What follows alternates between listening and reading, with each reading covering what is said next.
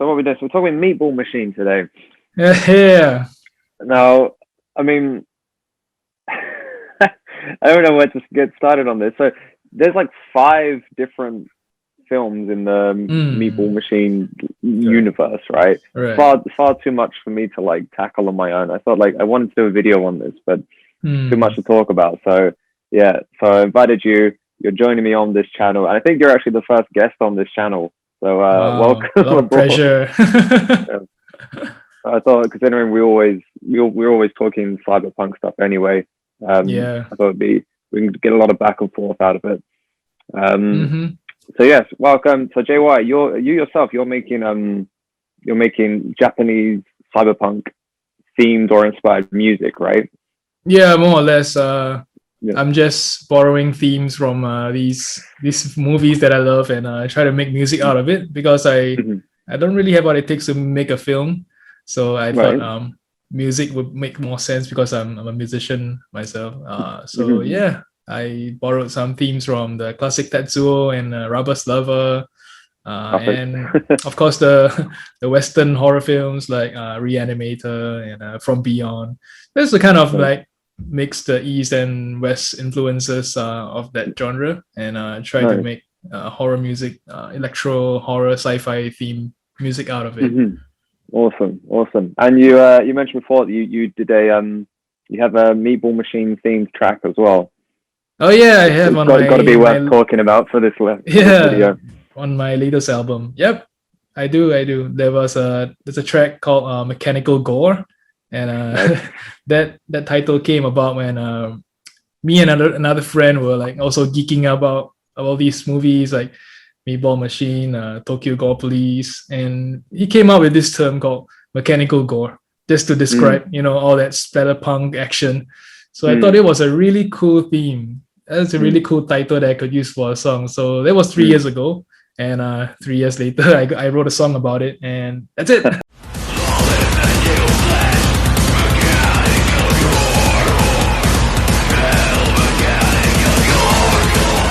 I think well, Mechanical Gore sums up the series pretty well. Yeah. Yeah. Yeah, let's get started. So in this series of Mechanical Gore, what do we got? We got. I'll tell you what. Before we start, I'm gonna say let's make a little wager. How many times do you think we're gonna say the word Meatball Machine in this video? Wow. Maybe 100 times. I'm just throwing a number there. I think 100 is a pretty safe bet. Yeah, I'll tell you what. I'll go 75 and see where Okay. we'll probably meet somewhere in the middle. Let's All see if we right. can put like a little like counter up in the top corner.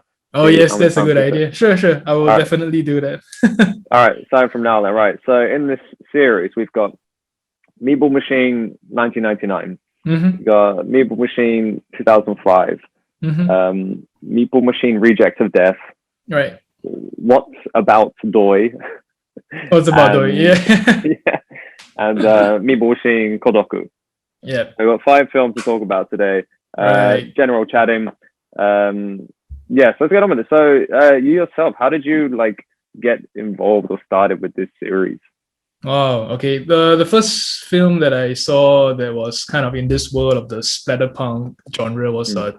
Tokyo Gore Police. I think at that Mm. time that was probably the most accessible title out of them. Mm. So Mm. I happened to chance upon that movie, and it was crazy, man. Like I've never seen anything like this before. Mm. So after that, I need more. So I happened to realize that there were other films made by Mm. the same people, the same gang, and Meatball Machine was probably the next one that I saw. That was like Mm. 15 years ago, maybe. Mm. So Yeah.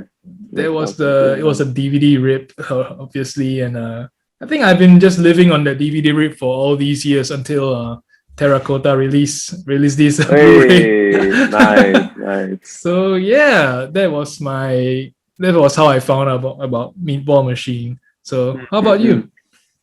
I think, yeah, probably right about the same time, about 15 years ago. I think Mm. around that time, I was really into like my Miike Takashi films. Mm. Um, so I think at that time that there wasn't that many things available in England. I mean, there was like a few Miike Takashi films like the Battle Royale, I remember the ghost films like Ring and Grudge. They were really popular at that time. Mm-hmm. So I remember just like picking up whatever I could find.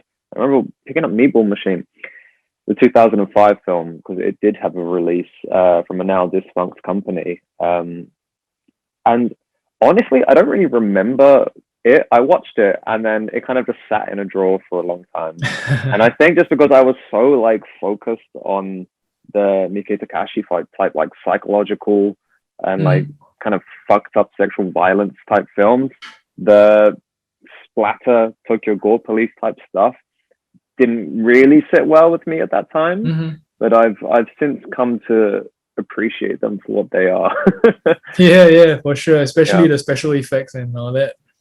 Yeah, and I think it came from watching Origin. So I moved to Japan 5 years ago now. Shit, 5 years. And I found this one. Sweet. Meatball Machine 1999 version. 1999. Okay. Yeah, which is built here as Origin, which is the name of the release rather than the actual film itself. Okay. And I watched this and I was like, holy shit, Meatball Machine is amazing. Like, why has it been sitting in my drawer for the last 15 years? Yeah, man. Oh, so this was the first one that you saw. Was it this one or the 2005 one? It was the 2005 one, but I hadn't seen anything since before finding the 1999 Meatball Machine. And after giving that a watch, I was just like, holy shit, I need to watch this whole series again. And since then, we've just been like talking about it through text and stuff, and I've been enjoying it a lot more. Thanks to you, I didn't know that the 99 version actually exists. I mean, I saw the listing on IMDb, so there was like a 1999 version and a 2005 version, but the poster is the same. So I thought it's like a like a glitch they have. Yeah. But then I saw you posting about the 1999 DVD, and I see that the cover is different. The guy looks different. The monsters looks different, and so I was very intrigued. And then I found some screenshots from that movie. It looks so different and so VHS and low budget. So I was very like intrigued by it. So that's why I asked you about it. Yeah, that's a very good point. I'm glad you brought that up because I feel like there's a lot of confusion about this. Yeah. So sure. So like for example, I saved a couple of pages. Where am I? All right. So yeah, if I share this IMDb page, does this come up? So yeah, we got 1999, right? So this is the correct year. 70 minutes, great. Right. The poster is that of the 2005 machine. That's right. Machine.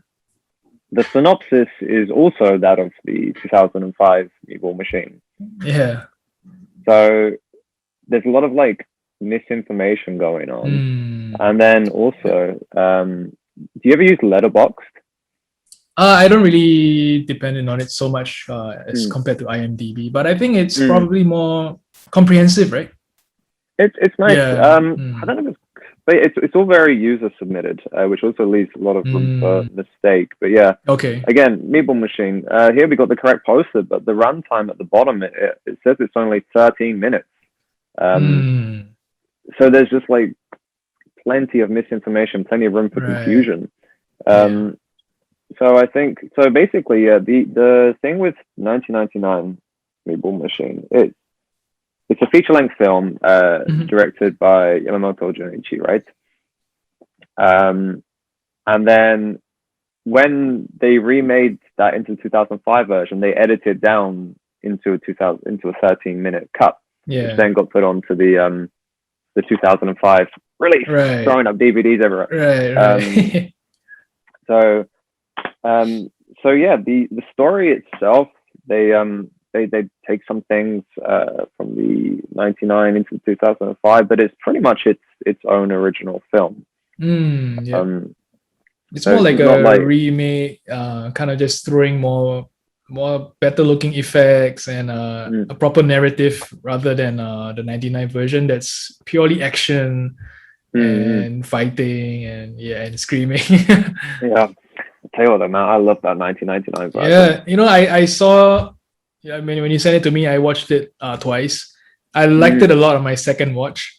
Maybe the first time when I watched it, I was kind of like a little tired, and when I saw it for the second time, I really appreciate it more. Like I want to say that the soundtrack was really cool, like the 90s techno soundtrack. Yeah.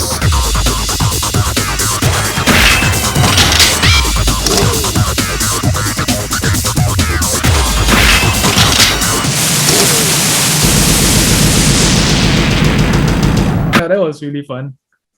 Yeah, it was awesome. I know what you mean. It's got that really nice like shot of video, homemade feel to it, and like I said, it's just straight up action. There's really not much dialogue in there. It's just a lot of fighting, and it's really primitive, which is great. Like which I feel like it matches the mood of the actual film, the shot and video feel, and the primitiveness of just these robot necroborg things just like fighting each other.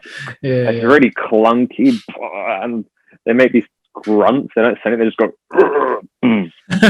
yeah, that's right. Yeah, the cool thing about the design for the 1999 film, you can see like obviously it's influenced by the Tetsuo Iron Man, and so yeah, like I think what they were trying to do at the time was based on the interviews that I saw and I read. They were trying to kind of make like a film, like like Gundam shows, like where they have like humans driving robots.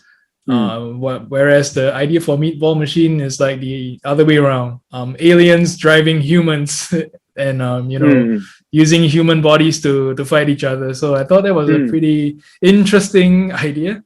Rather than just remaking another Tetsuo movie.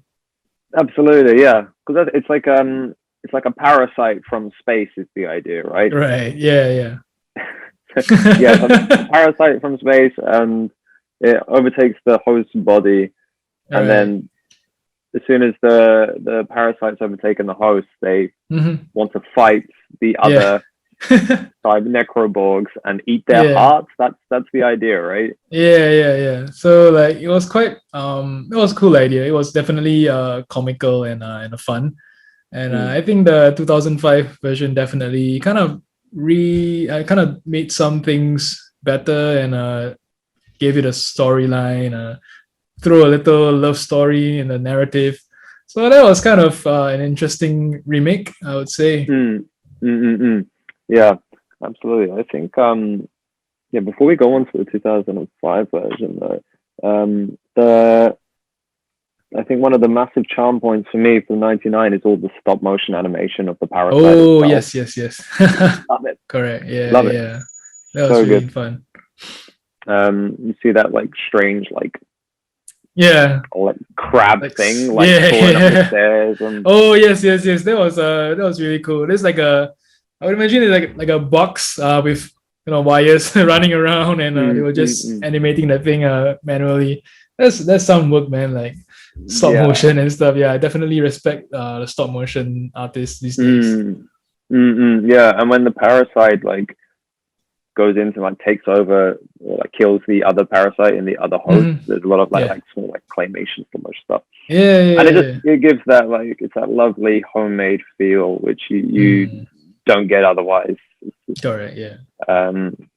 I really like this film, and even though it is available in a 13-minute cut in the subsequent releases, I recommend everyone to watch this film. For sure. Yeah. Great. Yeah. Yeah. It took me so long to discover that version, so I'm glad I finally saw it. Yeah.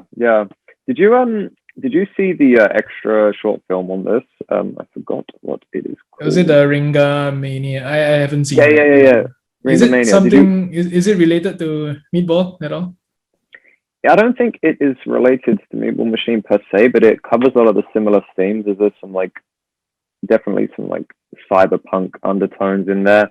I only watched it the one time, but it's cool. Some guy gets like some massive I don't know, bioorganic arm weapon thing. Nice. So there are overlapping tones, but I don't think it is a Meatball Machine film. It's probably like a little experiment that they do just to prepare for the main movie. like some testing of the effects and all that. Yeah. Really cool. So yeah, I think as far as I'm aware, this is only released in Japan as of now. It'd be cool if that does get a re-release somewhere. Who knows?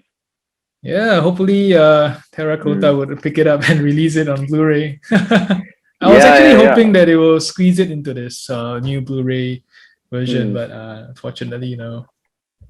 Does it have the 13-minute cuts on that Blu-ray? No, they only have the Reject of Death. Yeah. Ah, shit. Yeah, I thought they would have included the 13-minute cut as well, but no. Because like that's on every other subsequent release, and even like the I mean, I could be wrong, but the DVD, because Terracotta, that's an English company, right? Right. Yeah. Yeah. And the DVD that I bought in England like years ago, I swear it had the 13-minute cut on it, and this one also has the 13-minute cut. Right, yeah, this is the Japanese one, but I'm surprised that it's not included on there. But oh well. Yeah, maybe it's a distribution rights and all that complicating stuff. Yeah, I don't want to get into that. Nice. So let's talk about 2005 then. So from 2005, we had a massive change of staff, theme songs, the whole lot. So mainly the directors not in the picture anymore. Yeah. So did you hear anything or read anything about the change of directors and what happened? So I was watching the interview on this 2005 Meatball Machine DVD, and there's no subtitles, so some went over my head, I'm sure. But from what I gathered, Yamamoto Junichi, director, he got sick through some way through pre-production. I don't know how far through, and then the producer, Yudai Yamaguchi, is it? He took over directional duty. Right. Yeah. They had as far as I know. I think that's the same extra. They have it on this Blu-ray as well. So I watched it to understand the story better. And what I could tell from what they mentioned was that they had a very tight schedule and very low budget. So they have to finish filming and everything in 7 days. So Yamamoto was doing all that stuff, and this is his first directorial movie, and Yuda Yamaguchi was like the supervisor, producer, just to kind of like guide him along, And they managed to get everything done in 7 days, but the results, they were not happy with the results, so they decided to reshoot. I don't know how much was being reshot. But when they were about to reshoot the film, like you said, Junichi Yamamoto fell sick, and so that's why Yuda Yamaguchi took over, and that's the result of the final movie. But I'm not sure how much footage was kept in during Yamamoto's time as the director, as compared to the final one. Yeah, so that was something I've been wondering about. Yeah, that's interesting. So there is potentially a lot of unused footage or what from the original shooting schedule, the original shoot. Sorry. Yeah. I did not know. Yeah, I heard that. Yeah, he got ill, but I didn't know that they reshot a bunch of stuff. So yeah. I wonder. So do you know? They said they weren't happy with the stuff they shot. Was that Junichi wasn't happy, or Yuda wasn't happy, or? I think everyone felt that it could be better, and maybe the expectations were not met. Yeah, the vision and all that. I think because it's so rushed. It was such a short time. Yeah, so maybe that kind of played into that as well. Sure. Interesting. I didn't know that. Yeah.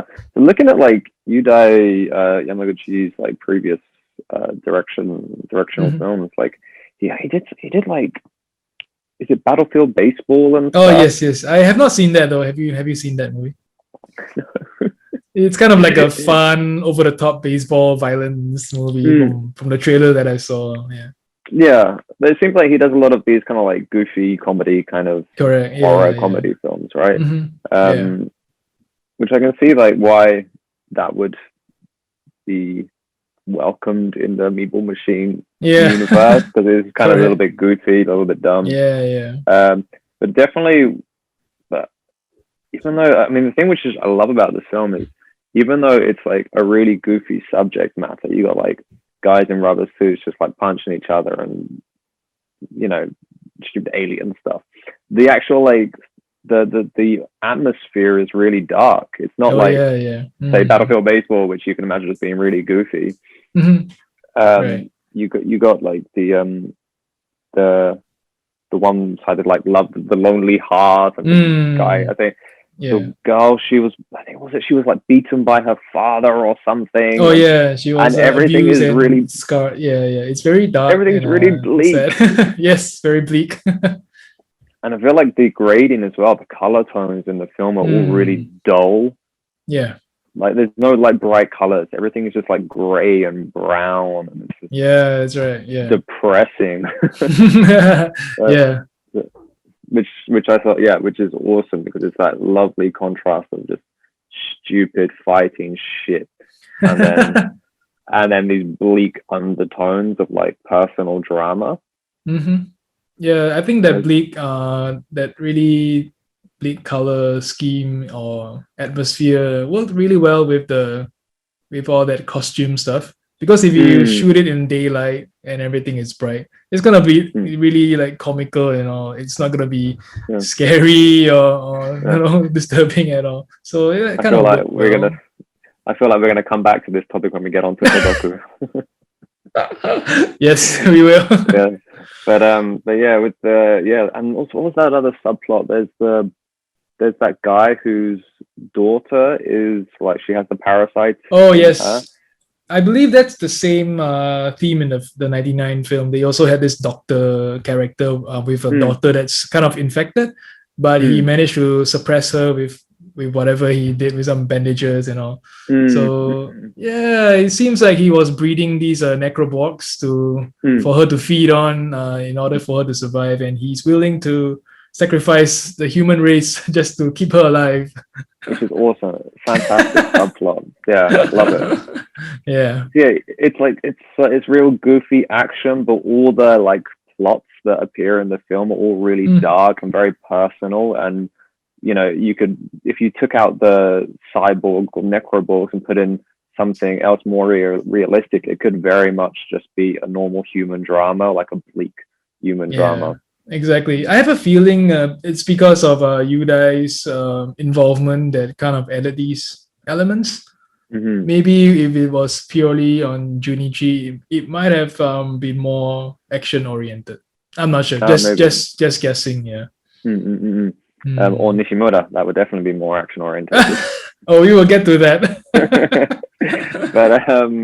But yeah, there's a few things, like as far as the ones I picked up on, the things that made it from the 99 Meatball Machine to the 2005 Meatball Machine. Like you said, we got the doctor who's trying to like feeding the necroborgs to his family members. There's and there's that girl, the young girl who like comes to help the half like take over the person, who like throws a rock through her. And then she.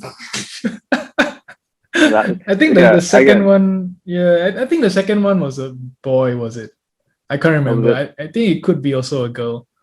Right. Yeah, maybe it's a girl as well. Yeah.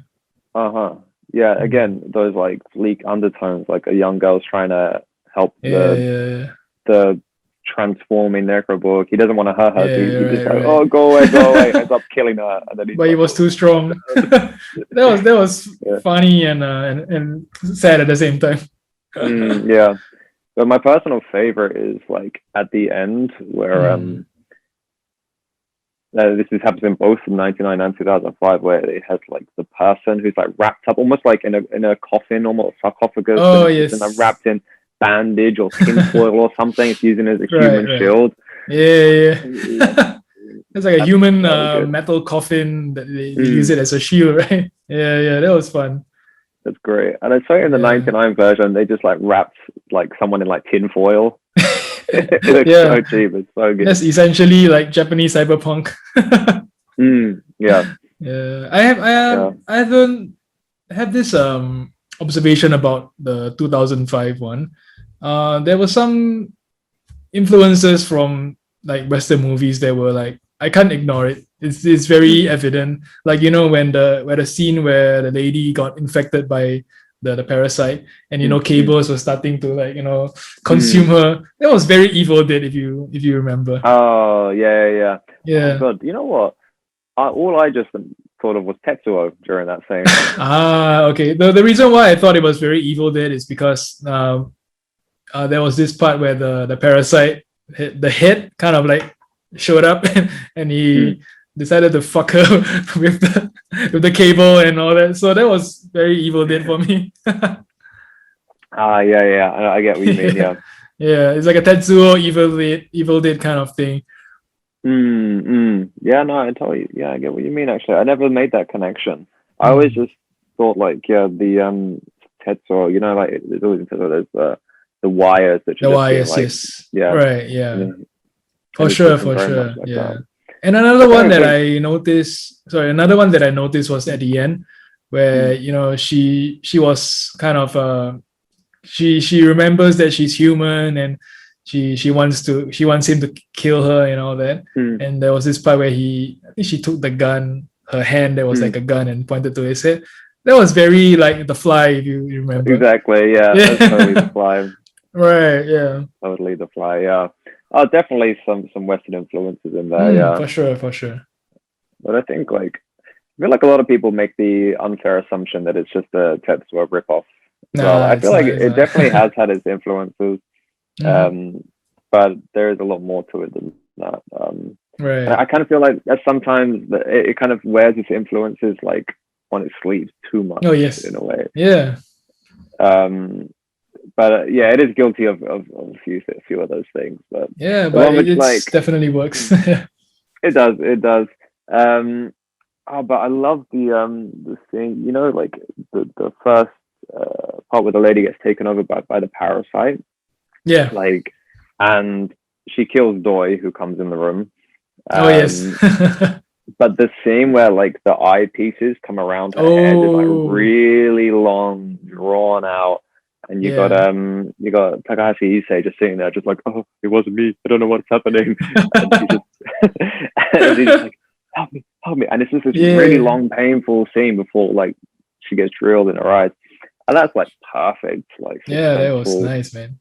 That was a nice depiction of being taken over by alien parasites. And I think the 2005 version did it better than any of the others.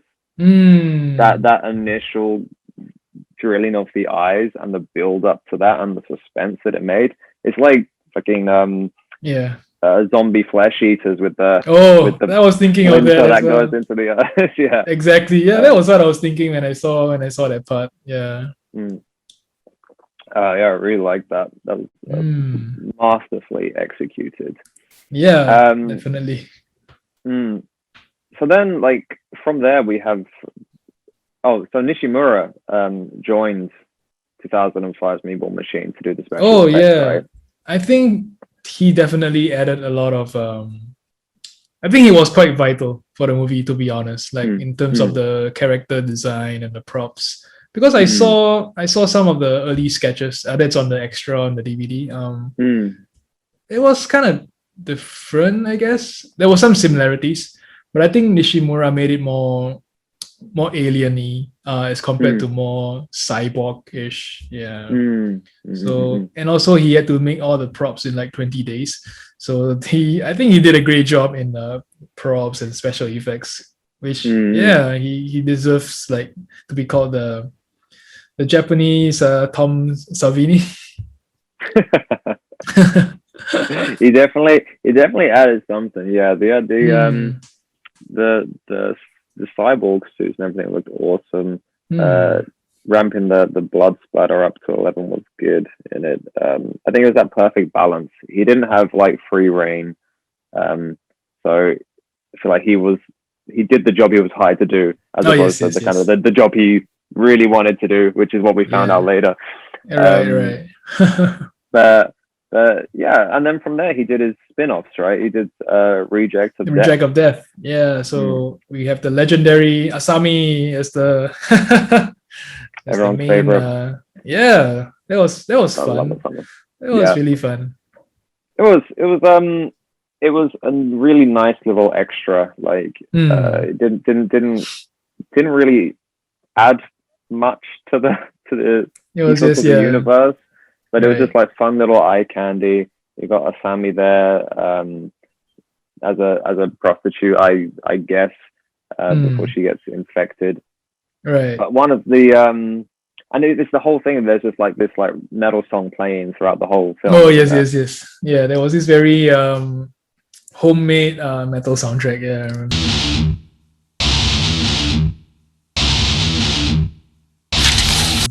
It's essentially just like a music video. It almost works like a Right. show Yeah. reel music video. Like if someone's like taken a bunch of scenes, stuck them together Correct. to see Yeah. how much like blood and special effects they can create.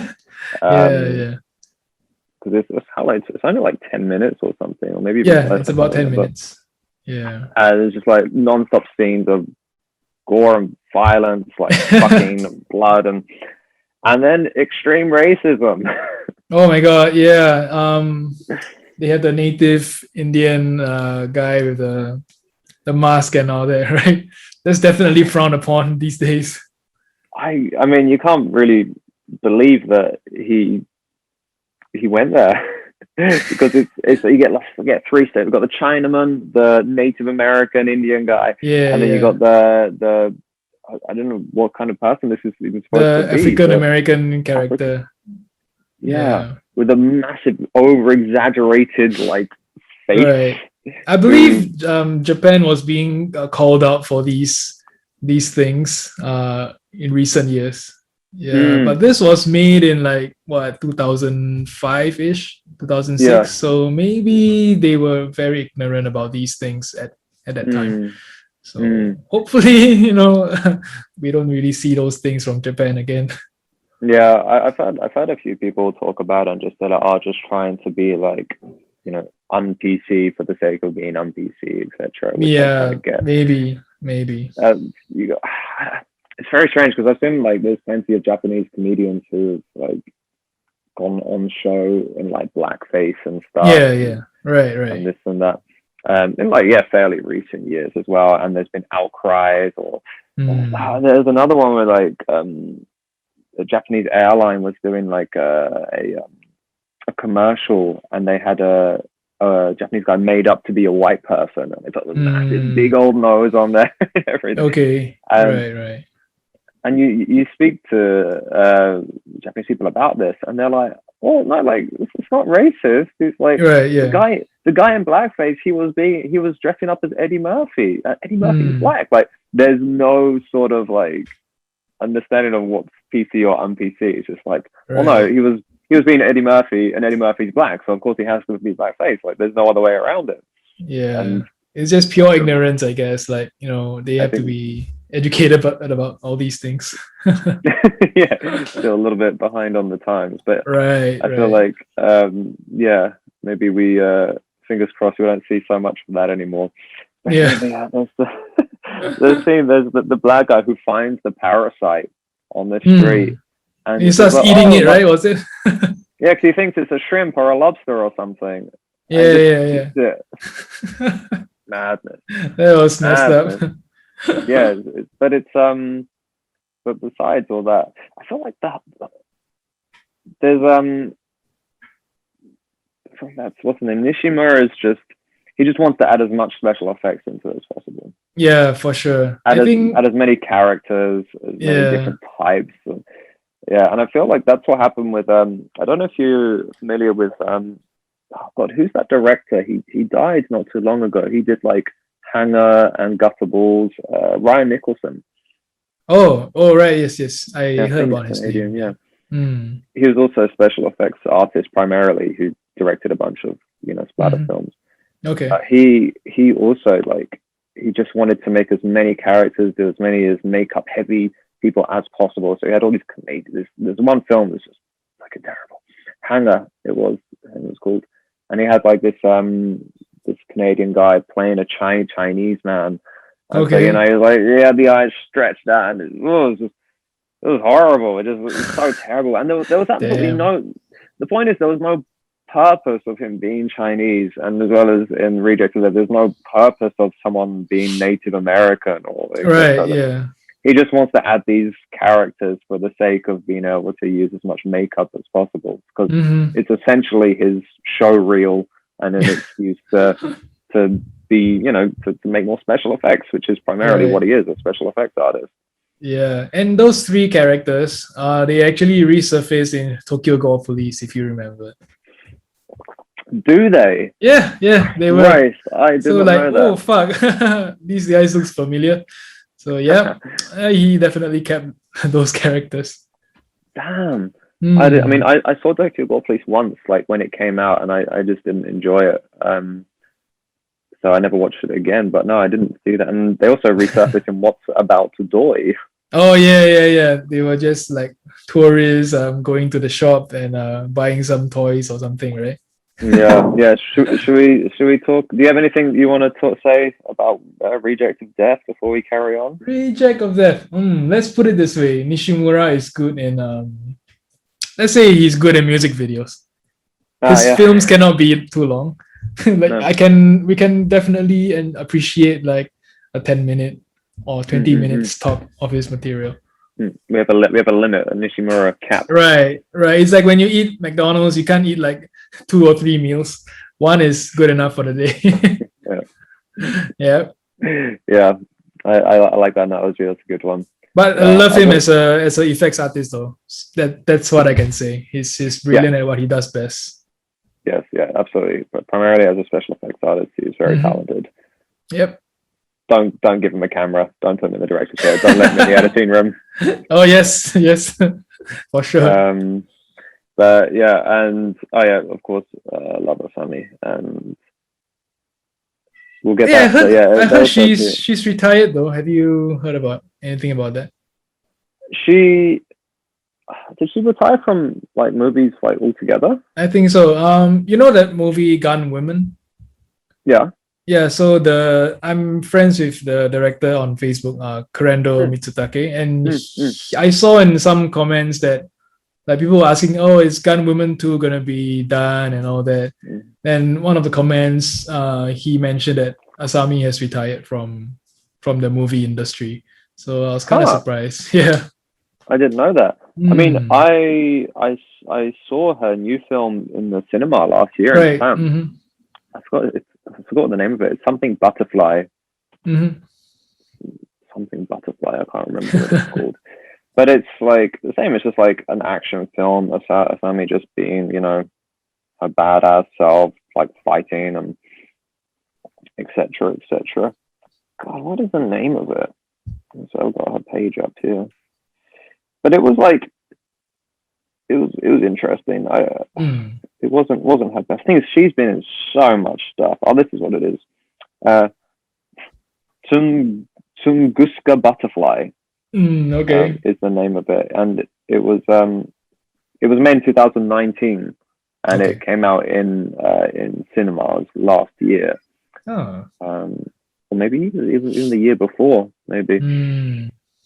So yeah, I never I didn't hear that she retired. It would suck if it did, but she's been in so many films. Like she's been acting in like adult films since she was like 18 or something. Right. Yeah. And she got a big break from the Machine Girl, was it? That was her first break.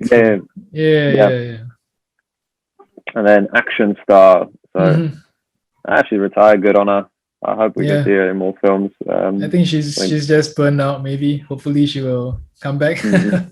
Hopefully, yeah. We need more Asami in the world. Yeah.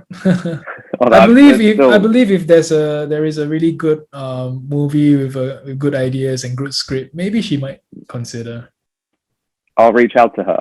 Yeah, why not? Difficulty breathing too. Oh Christ, can you imagine? Right. What about Doi? Do you know was this also directed by Nishimura? I'm not sure actually, because I know that the Doi character, he's a very close friend of Junichi Yamamoto. So they mentioned in the interview that he's been friends with him even before he made films.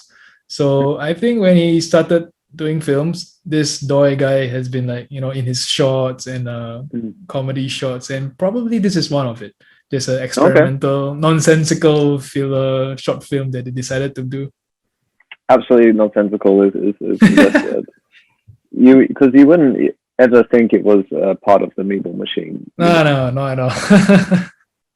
So what have we got? Essentially, it's the character Doi who's in 2005 Meatball Machine, right? Right, He's the guy who's like asking the main character for like money and taking him out like for drinks or whatever.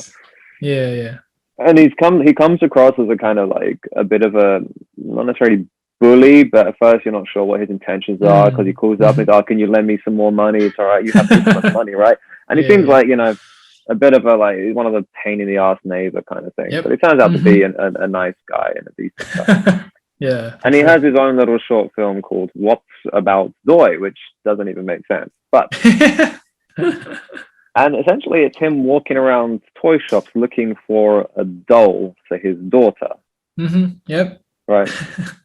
Going into various shops in, it looks like Akihabara, the otaku district in Tokyo, and just saying like, "Do you have this Rika-chan doll with the pink hair or something?" Is that right? Yeah. And it's just, that's all it is. We're going to different shops and looking at things like, "Is this Rika-chan?" And you're like thinking, "Where the fuck is this film going? How is this related to anything?"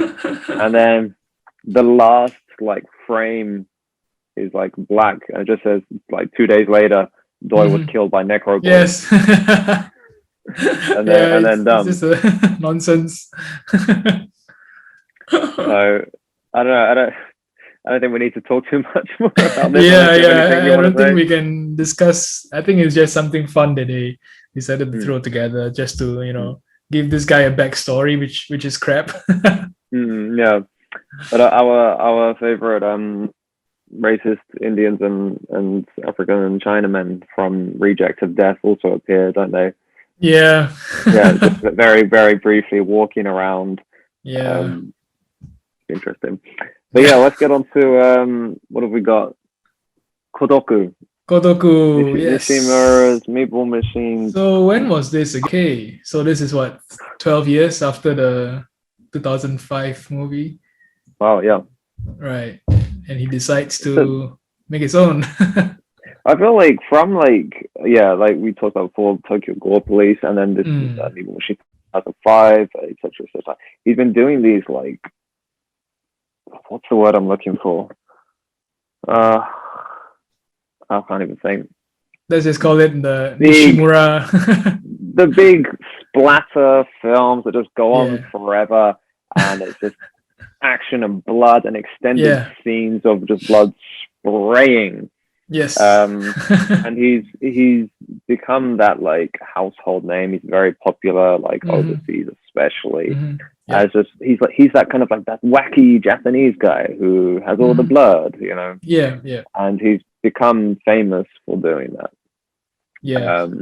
Before we move on, have you seen any other like of the titles, like for example Hell Driver, Frankenstein Girl versus Vampire Girl?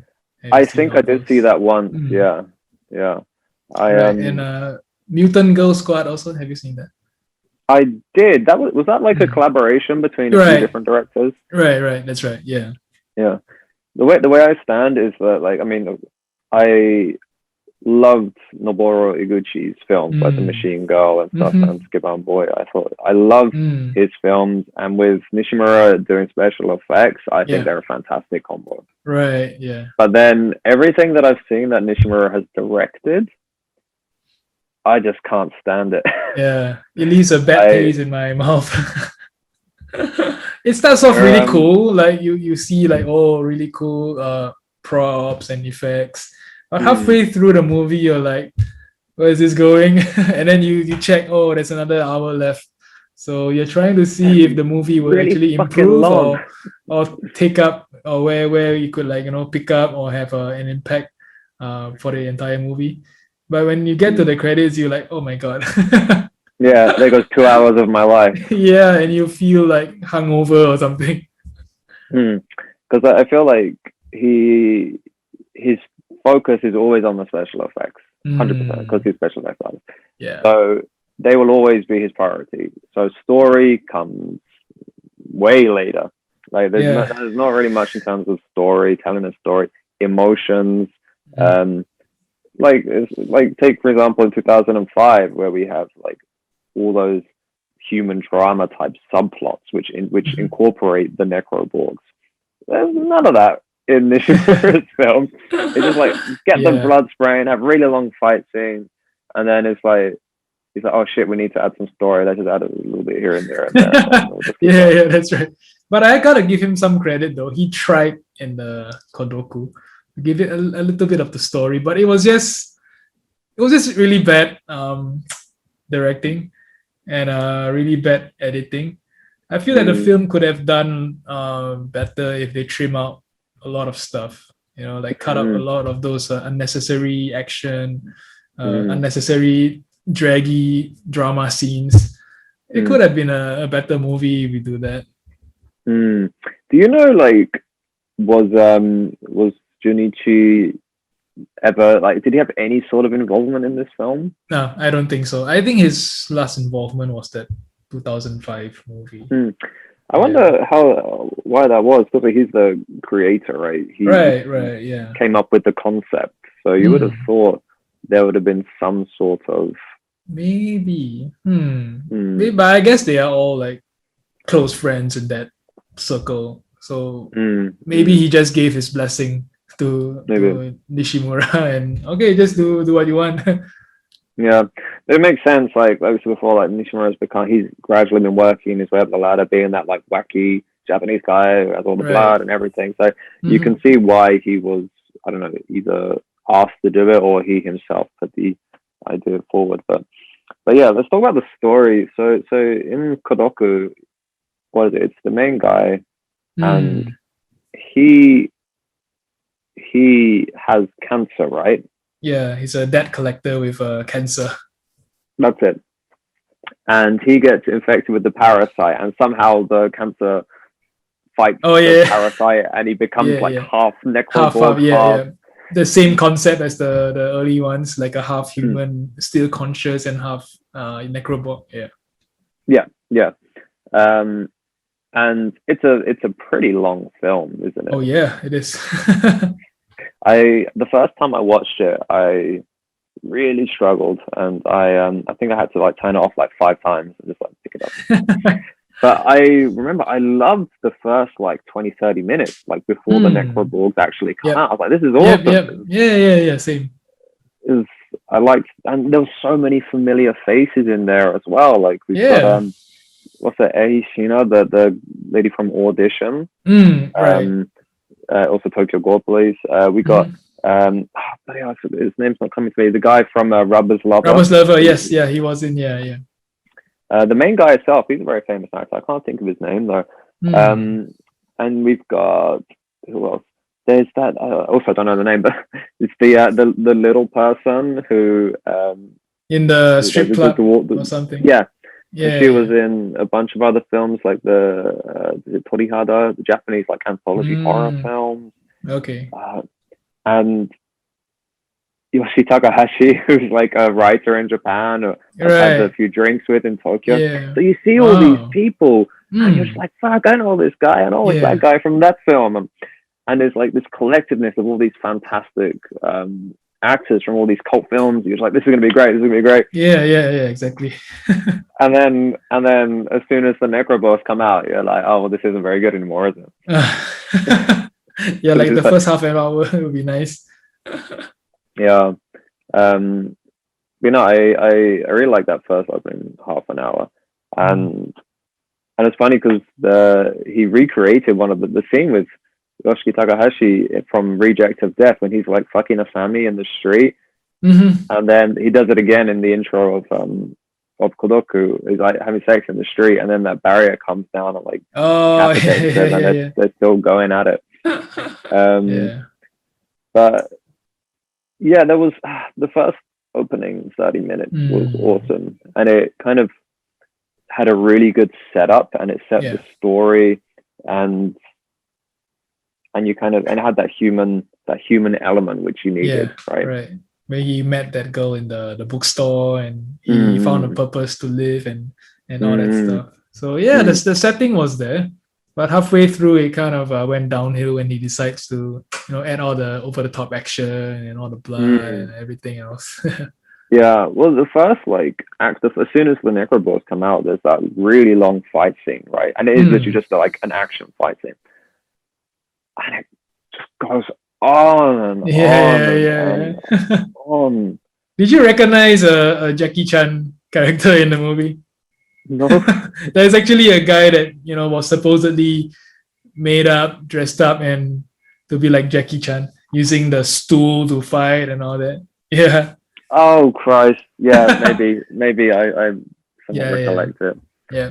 But I definitely lost interest quite soon after, which is a shame considering they're the point to watch it, right? You're watching it for the Necroballs fight scene, but right, it's just really long, drawn out.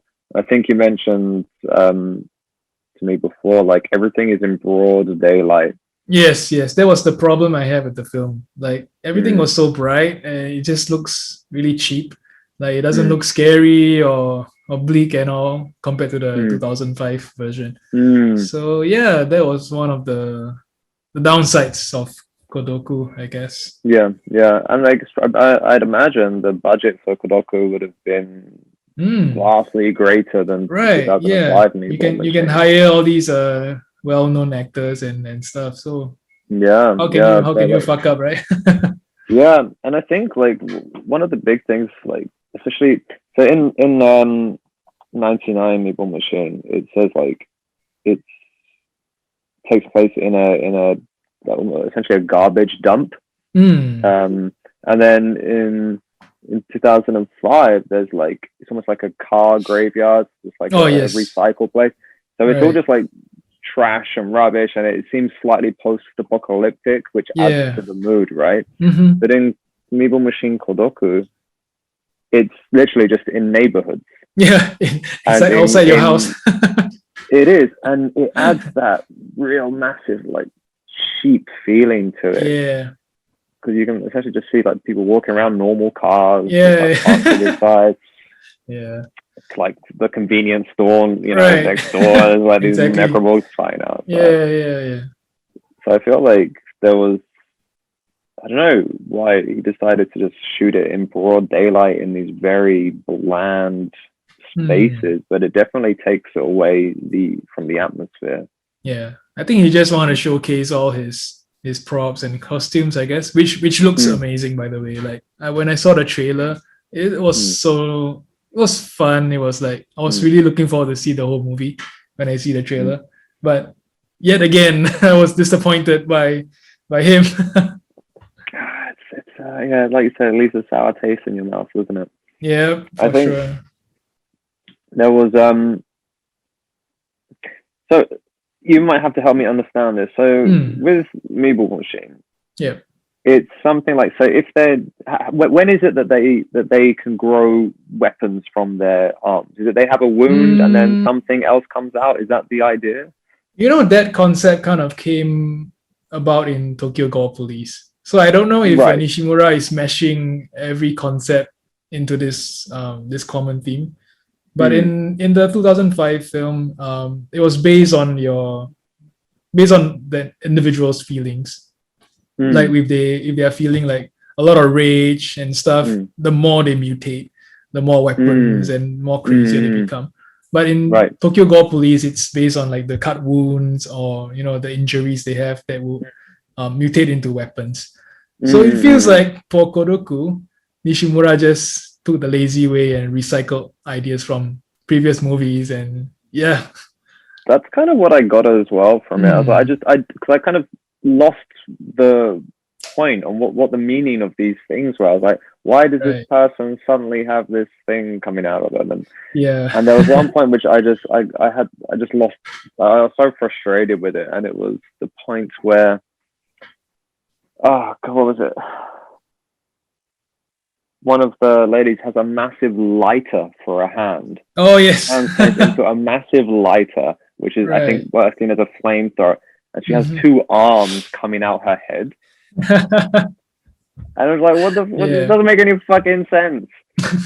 Where do these arms come from? Is there a reason she has arms coming out her head? Why is her hand suddenly a lighter? And and it was just so, like you said, there was no point. There was no meaning to it. It was just he just wanted to add all these like stupid special effects into it. I think so. Yeah, I think that's really his purpose of like making movies these days, or back then. Like there's no proper narrative or whatever. He just plans all these like crazy costumes and prop designs, and then just kind of sprinkle some story on top of it, and bam, you have a Nishimura directed movie. Yeah, I think that sums it up pretty well. Yeah. Yeah, correct. In the 2005 DVD, there is a concept art. Here it is. And I will share it with you on screen now. This one here. So, concept art for Meatball Machine 2. Now, I'm very curious as to what this is. I wonder if this is anything to do with the Kodoku designs. Do you reckon it's? I wonder if like, because this. I wonder when this came out. I saw this as well on the Blu Ray. They also added these gallery for the designs. So I wonder if this was just like a concept. There was plans for Meatball Machine 2 at some point, but then I got scrapped, and then Kodoku came along. Maybe because it's been quite a long. Yeah, that actually looks really cool. Like those horror manga that you've seen. That kind of design. Yeah, absolutely. So the new Blu-ray you got, how is it print-wise? It look good? It's good. Like actually, I'm not sure like if they just upscale from the DVD version, because I don't think they did like the traditional way of restoring a movie like frame by frame. You know, I don't think they did that. They probably just upscale it to Blu-ray, but it looks really good though. Like I don't have really much complaints about it. It looks nice, and for the first time I'm watching it in like a high definition after living on the DVD rip for so long. So yeah, it was refreshing to revisit all the scenes with the fight scenes and all the costumes and the Necrobox stuff. Yeah, I think I mean the one I bought it, but it's pretty expensive to get it shipped out to Japan, so I just sent it to my home in England, and I'll pick it up next time I'm there. So until then, I've got the DVD to keep me going, which is good enough for me, and then I'll revisit it at some point whenever I can physically go there, when Japan allows me to fly out. But look, I'm glad it got a Blu-ray release. But there's actually another Blu-ray before this, but I think it's a very minimal. There's no extras, no nothing. I was actually gonna buy that until this came out, so I'm glad this came out. Yeah. And they shot something with Yudai, was it, specifically for this release? Oh yeah, just his an interview, just talking about. That? Oh yeah, it was nice. Basically he just mentioned like how he got to work on this one, and he described that he was like involved with the 99 version as well. So he was kind of in the Meatball Machine family from the start, I guess. Oh, nice. So nice. I didn't know that. It was a good. I guess that's why Junichi Yamamoto was really like trusting him with the 2005 version. That would all make sense then. Oh, good stuff. I'm glad. Yeah, I wasn't aware of that. So I'll look forward to watching that when I get back to England. Well, it was just a 5-minute interview. So yeah, but it's okay. It's like an intro before the movie plays. So it's just like thanking you. All right. I feel like they made it seem a little bit bigger than that in their announcement. Especially for this release, we have filmed exclusively with the director like 10 years after the making or something, whatever. But it was still cool to see, like, I think because they have all the other extras, which was like 45 minutes. That's pretty much the same as the one you have on the DVD, right? I think so. Yeah. We got maximum Meatball Machine. That's the one. Yeah, that's the 40-minute behind the scenes and the cast interviews. I feel like everything's just been named very similarly. like films with the same. You got Meatball Machine, then Meatball Machine again, then you got Meatball Machine, Reject of Death. You got Maximum Meatball Machine, Meatball Machine, and then I guess I got Maximum Meatball Machine, including Reject of Death. It's just these like just saying the same words again and again. Yeah.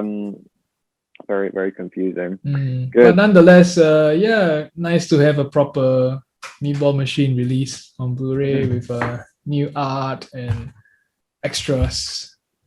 Nice. Sounds good, man. I'm gonna, I look forward to watching my one as well. Yeah. Good. Do you have any closing words about Meatball Machine?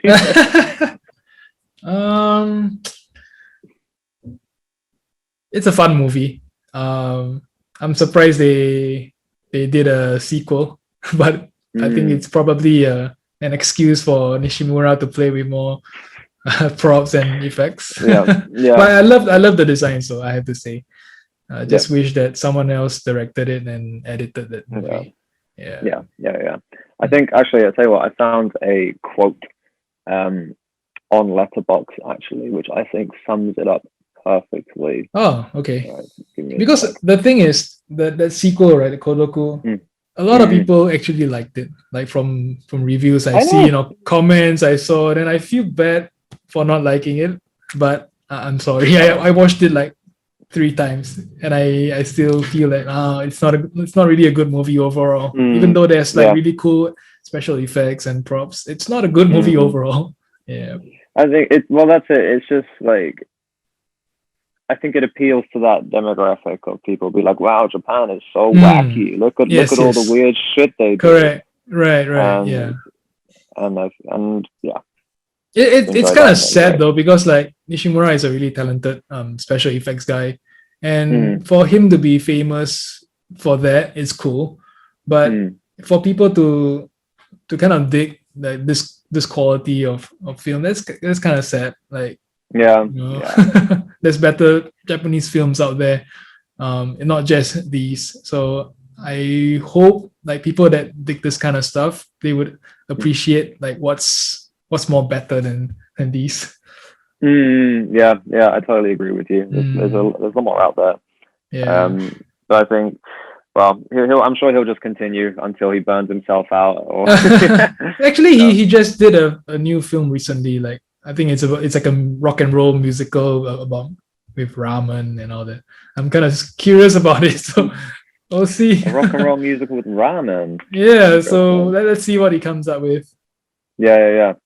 Nice. All right, I'll just take a quote from this review that I read today. Okay. Where did it go? Because I think this sums it up perfectly. This is on the 99 Meatball Machine review. But last sentence. You can't really go wrong with a 1999 film. A 2005 remake is still pretty nice, but engage with anything past that at your own risk.